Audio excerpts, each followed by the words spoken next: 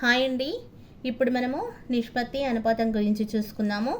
అసలు నిష్పత్తి అంటే ఏంటో ఇప్పుడు మనం ఒకసారి చూసుకుందాము. నిష్పత్తి అంటే ఒకే విధమైన రెండు వస్తువులను పోల్చడాన్ని నిష్పత్తి అని అంటారు.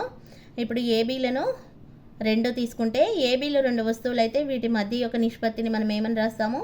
A:B లేదా A/B అని రాస్తాము. ఇక్కడ A:B ఏని పూర్వపదం అని అంటారు, బిని పరపదం అని అంటారు.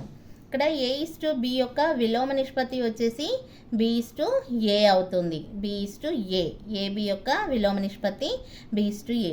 అలాగే A:B:C యొక్క విలోమ నిష్పత్తి వచ్చేసి 1/A 1/B 1/C అని రాస్తాం మనం ఇక్కడ. బహుళ నిష్పత్తి అంటే A:B ఇక్కడ C:D E:Fల యొక్క బహుళ నిష్పత్తిని మనం ఏ విధంగా రాసుకుంటాము అంటే A/B into C/D into E/F అని రాసుకుంటాము. అనుపాతం వచ్చేసి రెండు నిష్పత్తుల యొక్క సమానత్వాన్ని అనుపాతం అని అంటారు. ఇక్కడ A:B = C:D అంటే ఇది ఈక్వల్, రెండు నిష్పత్తుల యొక్క సమానత్వాన్ని సూచిస్తుంది. అయినా AD = BC అని రాసుకోవచ్చు కదా. AB = CD అయినప్పుడు AD = BC అని కూడా రాయొచ్చు. ఇక్కడ AD ఇక్కడ లాస్ట్లో ఉన్న వాటిని అంత్య పదాలు అని అంటారు. BC అనేది మిడిల్లో ఉంది కాబట్టి మధ్య పదాలు అని అంటారు. 4వ అనుపాతం, ఇక్కడ దీన్నే చతుర్థ అనుపాతం అని కూడా అంటారు. A:B = C:D అయినా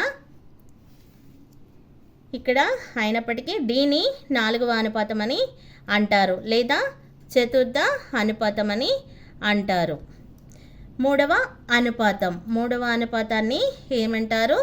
తృతీయ అనుపాతం అని కూడా అంటారు. A:B = B:C ఇక్కడ Cని 3వ అనుపాతం అని అంటారు లేదా తృతీయ అనుపాతం, 3వ అనుపాతం.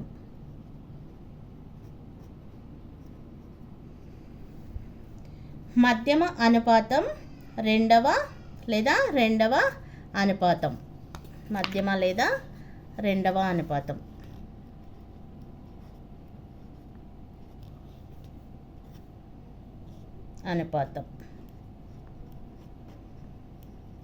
దీన్నే రెండవ అనుపాతం అని కూడా అంటారు. A:B = B:C అయినా బిని మధ్యమ అనుపాతం అంటారు. బిని